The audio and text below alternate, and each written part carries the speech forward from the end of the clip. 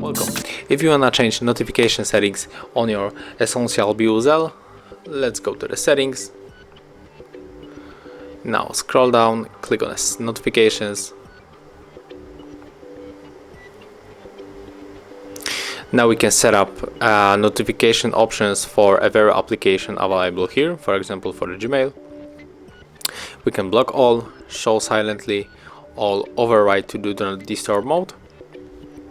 When we click on this settings icon right here, we can also manage the content of notification. So we can change on the don't show or just show all notification content. And thank you for watching. Leave thumbs up, comments and subscribe to our channel.